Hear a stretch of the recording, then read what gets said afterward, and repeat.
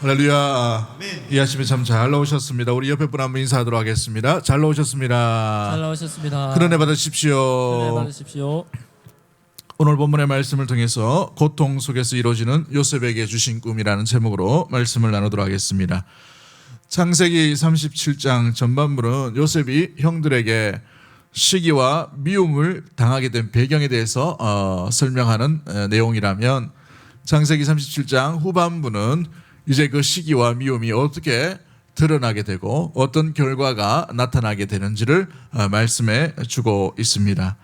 형들의 시기와 질투, 이 그들의 죄 속에서 요셉이 예기치 못한 고난을 받게 되는 모습이지요. 그러나 그 고통 속에서도 하나님은 하나님의 신실하신 일을 이루어 가심이 여기에 본문 가운데 드러나게 됩니다. 그렇습니다. 우연이라는 방법으로 하나님은 하나님의 일을 계속해서 이루어 가시고 있다는 사실이에요. 할렐루야. 그런데 창세기 37장에는 하나님이라는 단어가 한 번도 등장하지 않습니다. 하나님께서 하나님의 대심을 요셉에게도 또 형제들에게도 또 여러 가지 상황 가운데도 나타나지 않으심에도 불구하고 하나님은 하나님의 일들을 고통이라는 도구를 통해 계속해서 이루어 가시고 있다는 사실이죠.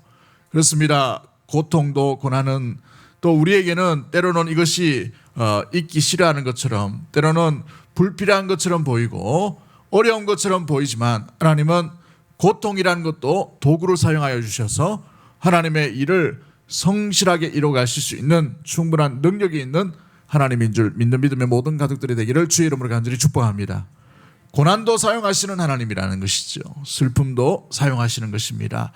눈물도 사용하실 수 있는 하나님이시라는 사실입니다. 역경도 하나님은 충분히 하나님의 일에 도구로 만들어 가시는 하나님이라는 사실을 의심하지 않고 이 하나님을 만날 수 있는 복대로 우리 귀한 믿음의 아침이 되기를 주의 이름으로 간절히 축복합니다. 그렇습니다. 요셉이 애굽으로 내려갈 것을 계획하신 분이 하나님이시라는 사실입니다. 창세기 15장 13절과 14절 말씀에 보시면 하나님께서 아브라함에게 약속을 하시지요. 400년 뒤에 너희가 다시 이 땅으로 돌아오는데 이방의 객이 되어서 모진 고통을 당한 뒤에 그 다음에 400년 뒤에 나오겠다라고 이렇게 말씀하고 계십니다. 그런데 그 이방이 어떤 나라인지 아브라함에게는 말씀하지 않으셨어요. 그러나 세월이 200년 300년 지난 뒤에 이제 요셉에게 어려운 부탁에 그 나라가 누구인지 어떤 나라인지를 보여주시는 장면이 이 창세기 35장에 나타나고 있는 것이지요. 그렇습니다. 하나님은 하나님의 백성을 애굽으로 보내기 전에 먼저 요셉을 미리 보내시는 하나님을 오늘 본문 가운데 우리는 발견할 수 있게 됩니다. 이루어 가시는 하나님, 고통을 사용하시는 하나님, 고통을 통해 요셉에게 주신 꿈을 성실하게 이루어 가시는 하나님이라는 사실인 것이지요. 그렇습니다. 요셉의 사건을 통해서 우리가 발견할 수 있는 내용들이 무엇입니까? 하나님의 꿈과 약속은 어떤 시기와 어떤 미움도, 어떤 눈물도, 어떤 고통도, 어떤 아픔도 막을 수가 없다라는 사실이에요. 할렐루야. 그렇습니다. 어떤 것도 장애물이 될 수가 없는 것이에요. 하나님의 일하심에 어떤 감정도 장애물이 될 수가 없습니다. 어떤 고통도 장애물이 될 수가 없어요. 어떤 괴로움도, 우리의 낙심도, 우리의 절망도, 괴로움고 이 장애물이 결코 될 수가 없는 것입니다. 하나님은 하나님의 일을 성실하게 이루어 가실 줄 믿습니다. 그 하나님을 발견할 수 있는 모든 가족들이 되기를 주의 이름으로 간절히 축복합니다. 우리 가운데 있는 슬픔, 우리 가운데 있는 눈물, 우리 가운데 있는 아픔도, 좌절도 하나님은 하나님의 일에 도구로 삼으시고 하나님의 일을 완벽하게 이루어 가시는 하나님이라는 사실이지요. 그러므로 오늘 본문을 통해서 우리가 붙들어야 될 교훈이 무엇입니까?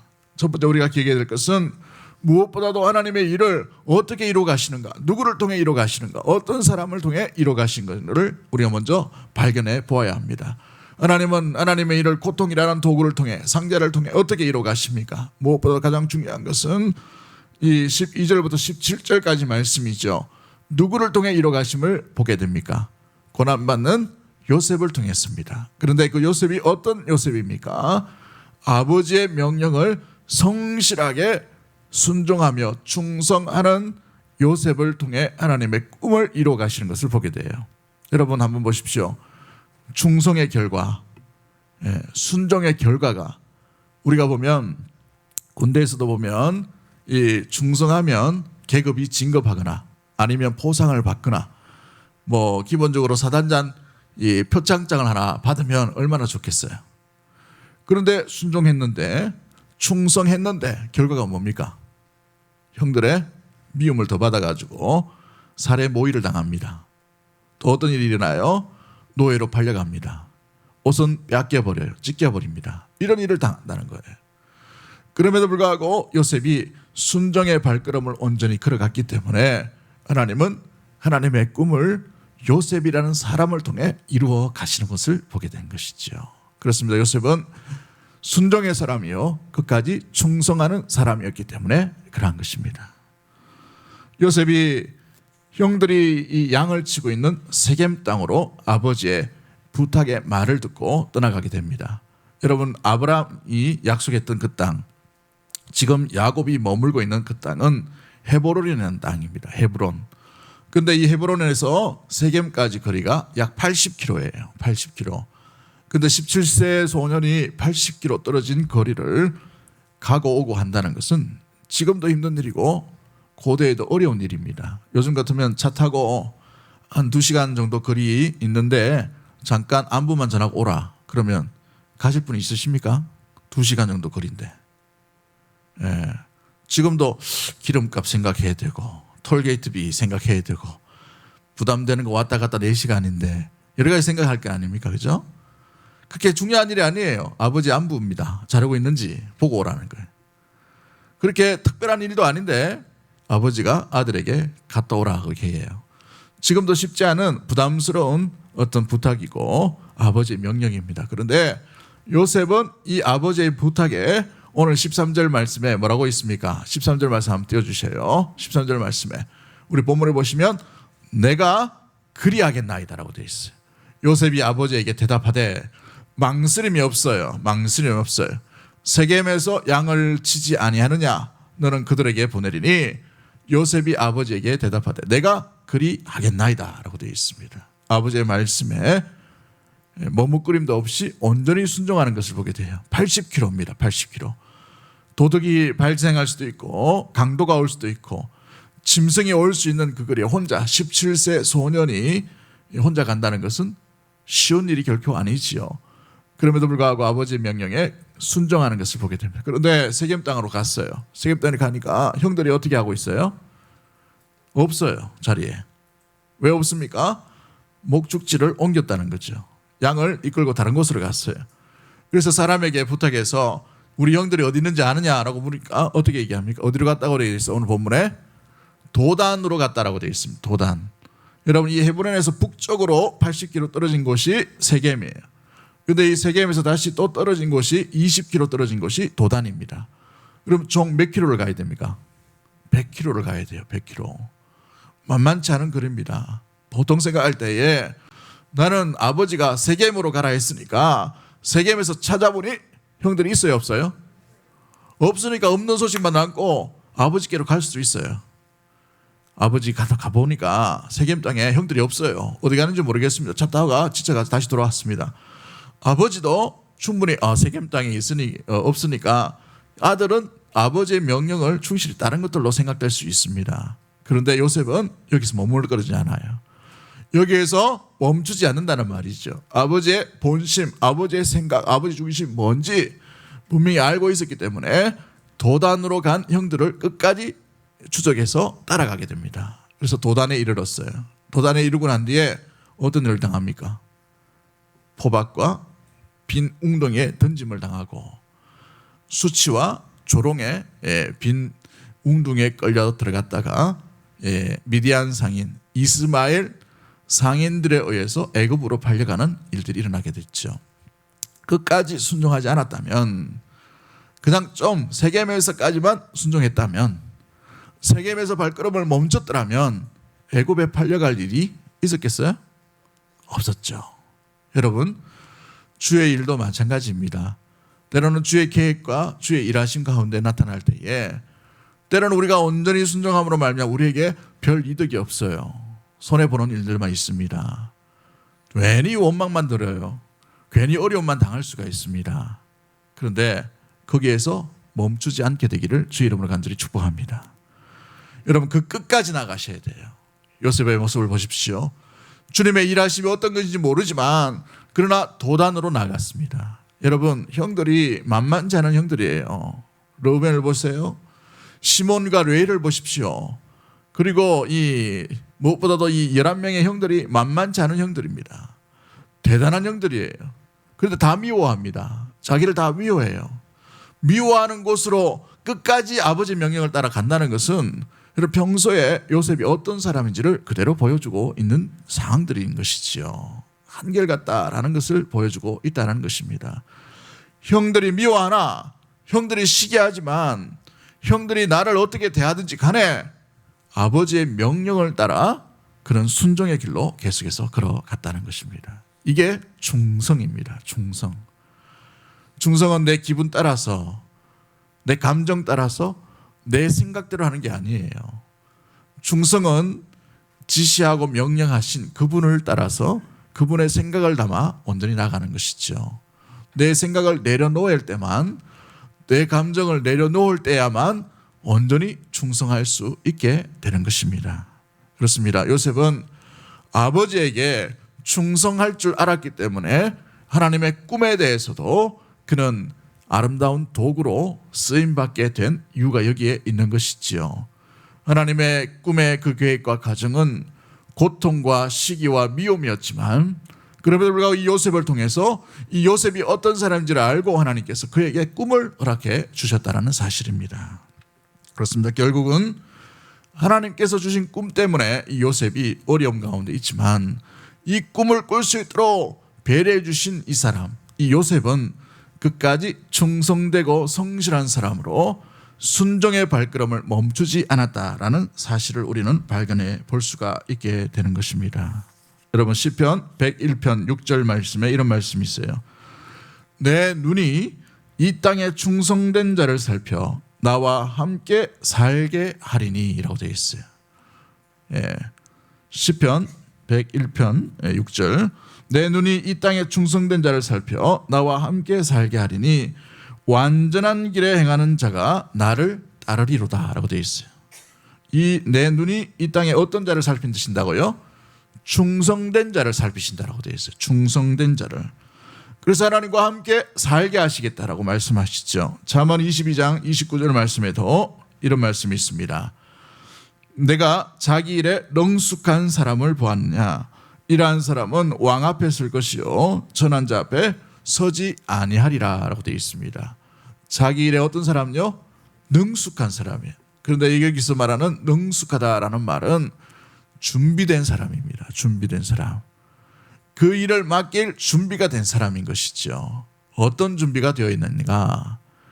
어떤 말씀이든지 간에 순종할 준비가 되어 있으면 하나님의 위대한 꿈, 하나님의 위대한 일에 마음껏 쓰임받게 되는 줄 믿습니다.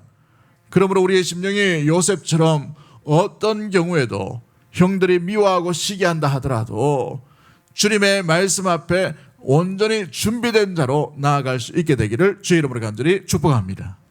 우리 일반 회사에서도 어떤 사람을 주로 승진시키고 어떤 사람이 일을 프로젝트를 많이 맡깁니까? 그 일에 대해 준비된 사람이에요. 그 일에 대해서. 우리 하나님은 외모를 보시는 것이 아닙니다. 우리 하나님은 지혜를 보시는 것이 아니에요. 우리 하나님은 갖추고 있는 스펙을 보시는 것이 아니라 단 한 가지 보시는데 그 중심이 주님께 향하고 있는가?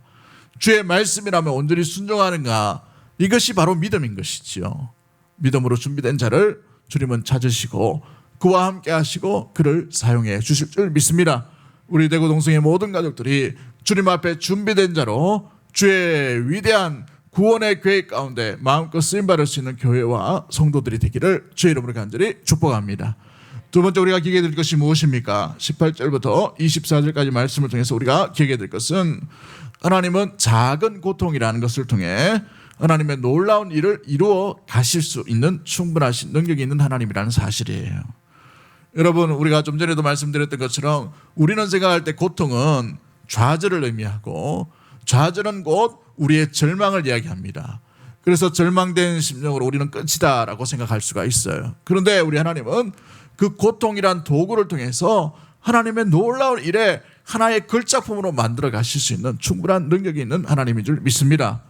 요셉의 고통을 통해 하나님은 이 이스라엘 백성을 구원케 하시는 놀라운 일을 계획하고 있다는 사실이에요. 계획하고 있다. 여러분, 오늘 본문 37장에는 하나님이란 단어가 한 번도 등장하지 않아요. 하나님이 나타내심이 보이지 않는다는 말입니다. 하나님의 일하심이, 하나님이 구체적으로 야곱에게 베델에 나타나시고 이 브니엘에서도 나타나시고 하나님의 인도하심이 세겜 땅 가운데 꿈에서도 나타나셨던 그 하나님이 37장에 전혀 등장하지 않는다는 말이죠. 하나님께서 보이지 않고 드러나지 아니하고 일하심이 우리의 눈과 우리의 어떤 귀로서 들리지 않고 보이지 않는다 하더라도 하나님은 여전히 한결같이 함께 계시고 하나님의 선택받은 믿음의 가정 가운데 주의 일하심을 놀랍게 이루어 가시는, 보이지 않지만 함께 하시는 하나님인 줄 믿는 믿음의 모든 가족들이 되기를 주의 이름으로 간절히 축복합니다. 이것이 성도의 시각이요 성도의 믿음의 눈으로 바라보아야 되는 것이죠. 성도의 믿음이 어디에서 발견될 수 있습니까? 보이지 않아요. 하나님은 느껴지지 않습니다. 그러나 믿음의 눈을 가지고 주의 일하심을 우리가 생각하고 기억하고 또 그 일을 인하여 신뢰하는 것이 믿음의 온전한 모습들인 것입니다. 여러분의 직장 속에서, 우리의 가정 속에서, 또한 우리가 이 땅 가운데 신앙인으로서 살아갈 때에 믿음의 눈을 가지고 주님을 바라볼 수 있는 복된 우리 모든 가족들이 되기를 주의 이름으로 간절히 축복합니다. 여러분, 무엇 때문에 이 형들이 요셉을 죽이려고 엄모합니까? 여러분 보면 아버지의 편애의 사랑으로부터 이 씨앗이 출발되고 있어요. 아버지의 불편한 편애의 사랑이죠. 그런데 이것 가지고 자기의 형제를 살해하겠다, 이건 좀 도가 지나친 것이에요. 동생에게 채색 옷을 입히고 구별된 사랑을 한다, 이것 때문에 죽인다라는 것은 좀 지나치는 것이죠. 여기에서 말하고 있는 이 죽음까지 갈 수 있었던 이유가 뭔가? 잘 보시면 18절, 19절 말씀, 20절, 19절, 20절 말씀 우리 한번 읽어봅니다. 19절, 20절 띄워주시고 같이 봅니다. 시작. 서로 이르되 꿈꾸는 자가 오는도다. 자, 그를 죽여 한 구덩이에 던지고 우리가 말하기를 악한 짐승이 그를 잡아먹었다 하자. 그의 꿈이 어떻게 되는지를 우리가 볼 것이니라 하는지라. 여기에서 우리 이 요셉의 형들이 왜 요셉을 죽이려고 했던 의미와 의도가 여기에 담겨져 있습니다. 꿈꾸는 자가 오는도다 라고 이렇게 됐어요. 자, 꿈꾸는 자가 오는도다. 그리고 20절에 뭐라고 말합니까? 이 꿈이 도대체 어떻게 되는지 보자 라고 이렇게 되어 있어요. 그러면 이 원망과 이 살해 의무의 이 무엇보다도 이 굉장히 중요한 동기가 무엇으로 작용되고 있습니까? 하나님께서 주신 꿈에 대한 불신앙이 여기에 담겨져 있어요. 신뢰하지 못함입니다. 우리 동생도 안 되고 아들뻘밖에 되지 않는 저 요셉을 통해 무슨 저런 꿈을 하나님이 주시나? 과연 이 요셉을 없애버리면 이 꿈이 과연 어떻게 될까? 한번 두고 보자 라는 그런 말인 것이죠. 여러분, 이것은 굉장히 무서운 의미입니다.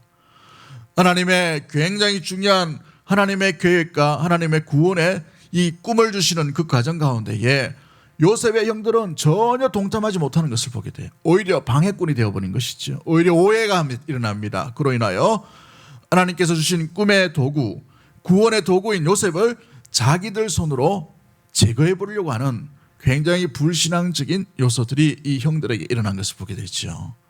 근데 한번 잘 보십시오. 요셉의 형들이 어디에서 목축을 했다라고 되어 있어요. 처음에 12절부터 쭉 내려보시면 어디로 찾아가죠? 세겜 땅이었습니다. 세겜 땅. 여러분, 이들은 하나님께서 그 아버지를 꿈에 베델의 하나님으로 돌아오라라고 말씀하신 것을 경험했음에도 불구하고 이들은 여전히 어디 중심으로 살아가고 있어요? 세겜 중심에서 목축업을 하고 있는 것을 보게 됩니다. 세겜 땅이 어떤 땅이었어요? 하나님께 된통 당하고 또 무엇보다 하나님께서 엄청나게 나타나심으로 말미암아 깨닫게 하셨던 그런 땅이 세겜 땅이었어요. 하나님이 약속의 땅을 거부함으로 말미암아 머물렀던 곳이 세겜이었습니다. 자기의 딸이 슬픔을 당했던 곳이 이 세겜 땅이었고, 그로 말미암아 둘째 아들 셋째 아들이었던 레위와 시몬이 칼을 들고 세겜 족속 남자들 다 싸그리 죽여버리는 피의 복수극과 살해극이 일어났던 곳이 세겜 땅이었습니다. 하나님은 그 땅에 머무는 것이 아니라 약속의 땅, 아버지 할아버지의 약속의 땅 가나안으로 들어가라, 헤브론으로 들어가라라는 분명한 말씀을 주셨습니다마는 야곱이 그 땅에서 10여 년간 머물므로 말미암아 드러났던 현상들이 바로 이와 같은 모습들이었죠. 그런데 그 땅에 야곱의 아들들이, 요셉을 제외한 아들들이, 그 형제들이 그곳에 머물러서 계속 목축을 하고 있었다는 것이죠. 하나님을 떠나버린, 하나님과 반대되는, 배척이 되는 그런 땅 가운데에서 머물러 있음으로 말미암아 죄의 습성들이 떠날 수가 없는 것을 보게 돼요. 하나님을 온전히 바라볼 수 없는 것이죠. 하나님의 구원의 계획을 온전히 분별할 수 없는 것을 보게 됩니다. 귀가 막혀버린 거예요. 시야가 떠 있음에도 불구하고 믿음의 눈을 잊어버린 것, 이것이 바로 이 세겜 가운데 있었던 형제들의 모습들이라는 것이죠. 사랑하는 성도 여러분, 우리 역시도 마찬가지입니다. 우리가 주님을 섬기고 주의 일을 하고 주님을 온전히 예배한다고 하지만 우리의 마음과 우리의 속사람이 여전히 다른 곳에 기웃한다든지 우리의 내면이 다른 곳에 빼앗겨 버린다든지 그런 말미암아 우리가 살아간다면 우리는 하나님의 일하심을 제대로 이해하지 못하고 분별하지 못합니다. 거기까지는 괜찮습니다. 그러나 여기에서 더 나아가 버리면 어떻게 돼요? 주의 일하심을 방해하는 제일 먼저 방해꾼이 되어 갈 수가 있게 되는 것이죠. 날마다 주의 일하심을 깨어 믿음의 눈으로 바라볼 수 있는 은혜 우리 귀한 믿음의 모든 가족들이 되기를 주의 이름으로 간절히 축복합니다. 우리의 시야가 깨어있는 이 육체의 시야뿐만 아니라 믿음의 눈이 열릴 수 있는 은혜 우리 귀한 믿음의 모든 가족들이 되기를 주의 이름으로 간절히 축복합니다. 여러분, 교회당 예배 드리는 것도 중요하지만 우리의 시선, 우리의 마음, 우리의 내면이 주님께 고정되어 있는가, 고정되어 있지 않는가, 날마다 우리가 점검해 가야 될 이유가 여기에 있는 것이죠. 꿈꾸는 자가 오는도다 하고 하는데 이 꿈이 어떻게 되는지 보자. 방관자를 떠나 이제 살해 공모자가 되어버리고 또 노예로 팔아버리는 인신매매자가 되어버린 것이 바로 형제들이었어요. 그렇습니다. 어찌 보면 하나님은 요셉의 이 고통을 통해 하나님의 일을 이루어 가시지만 그 고통의 도구로 쓰임받는 것은 엄청난 연약함과 두려움과 근심과 걱정 가운데 놓여질 수밖에 없는 것이죠. 날마다 늘 깨어서 주의 일하심을 온전히 함께 갈 수 있는 은혜의 귀한 믿음의 모든 가족들이 되기를 주의 이름으로 간절히 축복합니다. 사도행전 7장 9절과 10절 말씀에 이런 말씀이 있어요. 사도행전 7장 9절과 10절 말씀에 여러 조상이 요셉을 시기하여 애굽에 팔았더니 하나님이 그와 함께 어떻게 하셨다고 되어 있어요? 계셔라고 되어 있죠. 그 모든 환난에서 건져내사 애굽 왕 바로 앞에서 은총과 지혜를 주심에 바로가 그를 애굽과 자기 온 집의 통치자로 세웠느니라라고 되어 있습니다. 누가 세우셨습니까? 하나님이 세우셨다라고 되어 있어요. 시기에서 이 요셉을 노예로 팔아버렸지만 그러나 하나님이 이 요셉을 온 집의 지도자로, 온 집을 통치하는 자로 세우셨다라고 되어 있습니다. 세우셨다. 그렇죠. 위대한 일을 성취할 때 있어서는 위대한 고통이 따라오기 마련인 것입니다. 그러나 고통 앞에 우리가 너무 절망하거나 좌절할 필요가 없는 이유가 여기에 있습니다. 주님은 위대한 고통 앞에서도 절망적인 아픔 가운데서도 그것을 하나님의 나라의 아름다운 도구로 만들어 가실 수 있는 충분한 능력이 있는 분이 바로 우리가 믿는 신실한 하나님이시기 때문에 그런 것이죠. 여러분이 흘린 눈물, 여러분이 당하고 있는 고통과 아픔도 마찬가지입니다. 왜 이런 일이 내게 일어나는가? 왜 이런 슬픔이, 왜 이런 고통과 이런 답답함이, 이런 한숨 짓는 일들이 우리 인생 가운데 계속해서 중복되는가? 때로는 그 이유를 알 수 없습니다. 원인을 알 수가 없어요. 해석이 되지 않습니다. 잘 보이지 않아요, 하나님의 일하심이. 그러나 우리가 흘렸던 눈물들, 여러분이 당했던 절망과 아픔, 그 하나하나가 여러분 하나의 걸작품으로 만들어 가신 하나의 도구가 될 수 있는, 그렇게 사용하실 수 있는 충분한 능력이 있는 분이 우리가 믿는 신실한 하나님이신 것이지요. 할렐루야. 어떤 분이 그 퍼즐 맞추기를 하나 선물을 주셨어요. 퍼즐 맞추기. 그래서 너무 커가지고 이게 맞추는데 좀 시간이 오래 걸리더라고. 옛날 얘기입니다. 이렇게 맞추는데 뭔지 몰라요, 처음에 그림이. 그런데 맞추다 보니까 이게 어디에 들어가는지 잘 모릅니다. 근데 끼워 맞추다 보니까 하나의 걸작품이 되는 거예요. 최후의 만찬 이래가지고 그 그림이 완성이 되는데, 그 하나의 도구, 그 하나 피스가 뭔지는 모릅니다. 이상한 퍼즐이 될 수가 있어요. 근데 맞추다 보니 걸작품이 되어가는 거죠. 우리 흘린 눈물도 마찬가지입니다. 여러분이 당하는 고통도 마찬가지예요. 그러나 이 하나의 피스가 때로는 우리가 의미를 알 수 없고 해석할 수도 없고 무슨 뜻인지 알 수도 없고 왜 이런 일이 일어나는가 모르지만 하나씩 맞춰가다 보면 하나님의 일하심의 놀라운 걸작품이 우리를 통해 아름답게 세워나가신 것을 눈으로 목도하게 될 줄 믿습니다. 여러분, 그러기에 지금 당하고 있는 고통, 여러분 이 너무 오래도록 낙심할 이유가 없게 되어 있어요. 그러므로 조금만 슬퍼하십시오. 슬퍼하지 말라는 게 아니고 조금만 슬퍼하세요. 여러분, 조금만 아파하십시오. 조금만 힘들어하십시오. 여러분, 그런데 이 아픔과 이 고통이 끝이라고는 생각하지 않게 되기를 주의 이름으로 간절히 축복합니다. 요셉은 그 삶의 성실함으로 감옥과 또 노예로 팔려감에도 불구하고 주님을 온전히 묵묵히 기다리는 13년의 삶을 온전히 살게 되는 것을 보게 되지요. 그렇습니다. 그 고난의 끝, 절망의 끝은 하나님의 뜻이 반드시 세워질 것을 기대하고 믿음으로 그 퍼즐 하나하나를 여러분 손으로 주님 보이지 않는 하나님의 나라에 끼워 맞출 수 있는 믿음의 모든 가족들이 되기를 주의 이름으로 간절히 축복합니다. 그때 마치 여러분 절망 가운데 주저앉고 한숨만 짓고 원망하는 자로 남겨진 것이 아니라 주의 일하심에 온전히 세워가시는 하나님, 일으켜 붙들어 주시는 하나님, 놀랍게 새로운 길을 여시는 그 하나님과 동행하는 그 자리에 저와 여러분이 남겨져 있게 되기를 주의 이름으로 간절히 축복합니다. 그러기에 주의 일하심이 나타나지 아니하고 보이지 않는다 하더라도 주님은 여전히 한결같이 일하고 있는 믿음의 눈을 가지고 주님의 주권, 주님의 인도하심, 주님의 다스림을 의심하지 않게 되기를 주의 이름으로 간절히 축복합니다. 그것을 보여주는 단어 문장이 있죠. 36절 말씀을 한번 보도록 합니다. 36절 말씀을 우리 다 같이 한번 읽어봅니다. 36절 시작. 그 미디안 사람들은 그를 애굽에서 바로의 신하 친위대장 보디발에게 팔았더라. 어디에 팔았다라고 돼 있어요? 그 미디안 사람들은 애굽에서 바로의 신하 친위대장 보디발에게 팔았더라라고 돼 있어요. 형들은 지나가는 상인이었던 이스마엘 사람들에게 이 요셉을 팝니다. 그런데 이 이스마엘 사람들이 어디로 내려가는 중이었냐면 애굽으로 내려가는 중이었어요. 굉장히 우연이에요, 그렇죠? 여러분, 이 길 가운데에 그런 상인을 만나기가 확률이 별로 없어요, 고대에는. 그런데 큰 상인이었나 봅니다. 귀중한 물품을 안고 북쪽에서 남쪽으로 내려가는 그런 상황이었어요.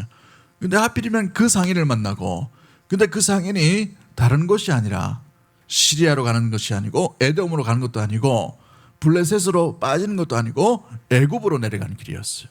굉장히 또 우연이 또 일어났죠. 그 우연 중에 가장 큰 우연이 뭐예요? 친위대장 보디발의 집에 노예로 팔렸다는 거예요. 미디안 상인들이 그 집으로 팔았다는 것이죠. 여러분, 이 우연이 3번, 4번 겹칩니다. 하나님은 하나님의 나라에 이 우연과 같은 고통을 통해 하나님의 필연으로 만들어 가실 수 있는 충분한 능력이 있는 분인 줄 믿습니다. 이 애굽의 친위대장이라면 서열 메디가 됩니다. 왕의 측근이에요. 믿을 사람이 왕을 지킬 수 있는 친위대장이겠죠. 최측근의 집에 요셉을 노예로 팔려가게 만드시는 것입니다. 그러므로 이 일을 누가 하셨는가? 하나님이 하시고 있다는 거예요. 보이진 않지만, 나타나진 않는 것처럼 보이지만 여전히 역사의 한 줄기 가운데에 물밑에서 일하시고 계시는 통전적인 하나님이라는 사실이에요. 때로는 우리 고통이 지금 왜 이런 고통인가 이해하지 못할 때가 있습니다. 그러나 하나님은 통전적인 하나님이세요. 그 과거에 17년 전, 18년 전, 20년 전, 30년 전, 100여 년 전, 200년 전 여전히 한결같이 일하시는 그 하나님을 붙들 때에 우리는 때로 우리에게 오는 고통도 아픔과 절망도 능히 믿음의 눈을 가지고 인내할 수 있고 견딜 수 있고 차마 그 일들 가운데에서 온전히 나아갈 수 있게 되는 것이지요. 주저앉아 있지 마십시오. 머물러 정을망 가운데 남겨져 있게 되지 않게 되기를 주의 이름으로 간절히 축복합니다. 우리는 일어나 소망을 붙드는 믿음의 성도로서 주님을 다시 만나는 그 모습으로 나아가야 될 줄 믿습니다.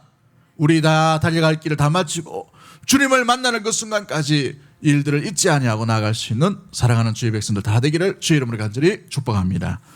말씀을 준비하면서 떠올랐던 이 찬양 가사가 하나 있는데요. 좀 어렵기 때문에 제가 잘 못 부릅니다. 그런데 가사 내용을 보시면 이런 말씀이 있어요.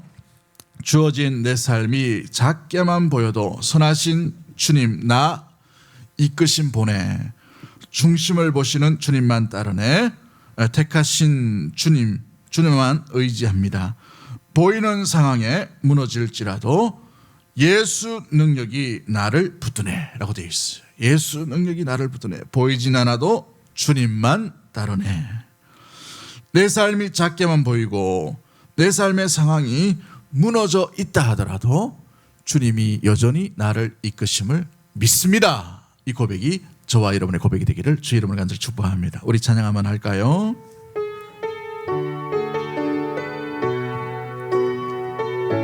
의지했던 모든 것 의지했던 모든 것 변해가고 억울한 마음 커져가네. 부끄럼 없이 살고 싶은 마음 주님 아시네.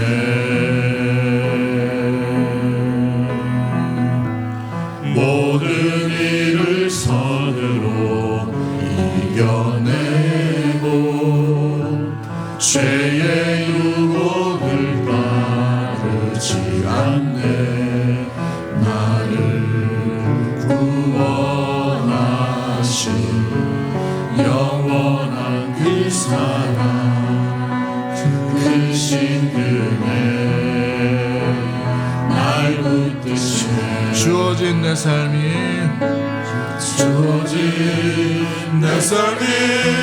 작게만 보여도 선하신 주 나를 이끄신 보이는 보시는 주님만 날 택하신 주만 의지해. 보이는 상황에 무너질지라도 예수 능력이 나를 붙드네. 보이지 않아도 주님만 따르네. 내 평생 주님을 노래하리. 주어진 내 삶이 작게만 보여도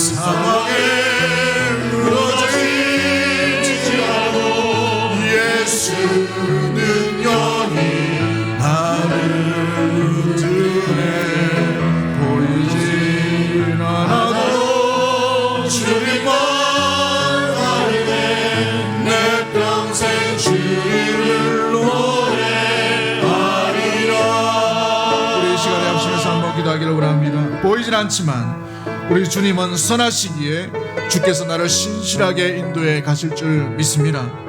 내 평생 그 주님의 능력을 의지하고 주님의 이름만을 높이며 한결같이 순종의 길, 복된 주님께서 원하시는 듯한 길로 떠나지 아니하고 온전히 걸어갈 수 있는 우리의 삶과 우리의 자녀와 우리 가정이 될 수 있도록 주님 인도해 달라고 기도하십시다. 나와 함께 하신 하나님, 어떤 상황, 보이지 않는 상황이라도 원망하지 아니하고 주님과 나가기를 원합니다. 이끄심을 믿기를 원합니다. 믿음의 눈을 열어주시고 온전히 그 주님을 바라보며 날아갈 수 있는 우리의 삶과 우리의 가정과 우리 교회 될 수 있도록 주님 인도해 달라고 우리 주여 한번 외치고 동성으로 합심해서 한번 기도하도록 하겠습니다. 주여.